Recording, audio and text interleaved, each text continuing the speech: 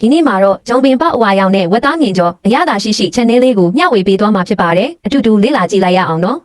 ပထမဦးဆုံးဂျုံပင်ပေါက်အဝါရောင်တွေကိုတေချာစီးကြောပြီးအနေတော်ပိုင်းစာလေးတွေလှိခက်ထားပါလှိထားတဲ့ဝက်သားမြင်လေးတွေတဲကိုစားနေုံကောင်းမုံကစီမုံရောင်ဖူးမုံနဲ့စက်သွံမိတ်ကျင်းစိန်ထားတဲ့ရေတို့ထည့်လိုက်ပါအသားလေးတွေကျစ်လက်သွားတဲ့အထိတေချာနေပေးရပါမယ်ပြီးရင်တော့ဟင်းချက်စီအနှဲငယ်ထည့်ပြီးခိတဖယ်ထားပေးပါဂဲအိုးကိုအပူပေးပြီး CAA တွေကိုဝက်သားမြင်တွေထည့်လိုက်ပါပြီးရင်တော့အသားတွေတစ်ခုနဲ့တစ်ခုကတ်မသွားပဲကွဲထွက်သွားအောင်ချက်ချင်းအညံ့မွေးကြောပြီးပြန်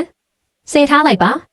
နောက်တစ်ဆက်အနေနဲ့ဂဲအိုးတွေကိုစက်သွံမိတ်ဂျင်းစက်သွံဖြူငရုတ်သီးတစ်နက်တစ်စုံနဲ့ပိန်းတစ်ပြည့်နဲ့ခွဲစွန်းတစ်စုံတို့ထည့်လိုက်ပါအနက်မွေးလာပြီးစီရောင်ရဲတက်လာတဲ့အထိဝေကြော်ပေးရပါမယ်ပြီးရင်တော့စောစောကအစင်တင်တင်ထားတဲ့ဂျုံပင်ပေါက်အဝါရောင်တွေနဲ့ဝက်သားမြင်တွေကိုထည့်လိုက်ပါပဲငင်ပြားရည်အကြီးတစ်စုံနဲ့ဟင်းခတ်မုံအနှဲငယ်ထည့်ပေးရပါမယ်ထို့နောက်မိပြင်းပြင်းနဲ့အရသာတွေနှက်ဆက်သွားအောင်တမအောင်အမြန်မွေကြော်ပေးလိုက်ပါအခုဆိုရင်တော့လုပ်ရတာလဲရိုးရှင်းပြီးတကယ်ကိုအရသာရှ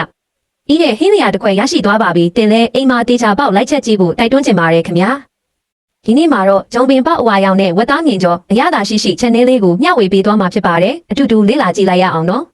ပထမဦးဆုံးဂျုံပင်ပေါက်အဝါရောင်တွေကိုတေချာစီးကြောပြီးအနေတော်ပိုင်းစာလေးတွေလှိခက်ထားပါလှိထားတဲ့ဝက်သားမြင်လေးတွေတဲကိုစားနေုံကောင်းမုံကစီမုံရောင်ဖူးမုံနဲ့စက်သွံမိတ်ကျင်းစိန်ထားတဲ့ရေတို့ထည့်လိုက်ပါအသားလေးတွေကျစ်လက်သွားတဲ့အထိတေချာနေပေးရပါမယ်ပြီးရင်တော့ဟင်းချက်စီအနှဲငယ်ထည့်ပြီးခိတဖယ်ထားပေးပါဂဲအိုးကိုအပူပေးပြီး CAA တွေကိုဝက်သားမြင်တွေထည့်လိုက်ပါပြီးရင်တော့အသားတွေတစ်ခုနဲ့တစ်ခုကတ်မသွားပဲကွဲထွက်သွားအောင်ချက်ချင်းအညံ့မွေးကြောပြီးပြန်ဆယ်ထားလိုက်ပါနောက်တစ်ဆက်အနေနဲ့ဂဲအိုးတွေကိုစက်သွံမိတ်ဂျင်းစက်သွံဖြူငရုတ်သီးတစ်နက်တစ်စုံနဲ့ပိန်းတစ်ပြည့်နဲ့ခွဲစွန်းတစ်စုံတို့ထည့်လိုက်ပါအနက်မွေးလာပြီးစီရောင်ရဲတက်လာတဲ့အထိဝေကြော်ပေးရပါမယ်ပြီးရင်တော့စောစောကအစင်တင်တင်ထားတဲ့ဂျုံပင်ပေါက်အဝါရောင်တွေနဲ့ဝက်သားမြင်တွေကိုထည့်လိုက်ပါပဲငင်ပြားရည်အကြီးတစ်စုံနဲ့ဟင်းခတ်မုံအနှဲငယ်ထည့်ပေးရပါမယ်ထို့နောက်မိပြင်းပြင်းနဲ့အရသာတွေနှက်ဆက်သွားအောင်တမအောင်အမြန်မွေကြော်ပေးလိုက်ပါအခုဆိုရင်တော့လုပ်ရတာလဲရိုးရှင်းပြီးတကယ်ကိုအရသာရှ